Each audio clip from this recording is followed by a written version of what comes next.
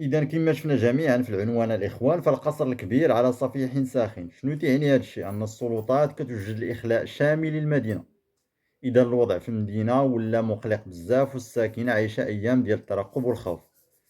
إذا عدة مصادر محلية أكدت أن هناك كاين توجه رسمي لإفراغ المدينة كاملة بسبب خطر السيول والفيضانات اللي ولا حقيقي ممكن يضرب أغلب الأحياء حتى المرتفعة منها.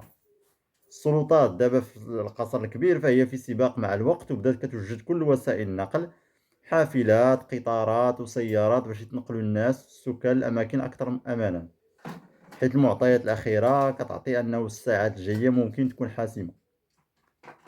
دونك بمعنى آخر، اللي مازال ما فهمش أن المنطقة دابا في حالة استنفار قصوى، وكلشي كيتسنى شنو غادي يوقع في الساعات المقبلة، وسط دعوات للمواطنين باش يلتزموا بتعليمات السلطات ويتفادوا أي مجازفة.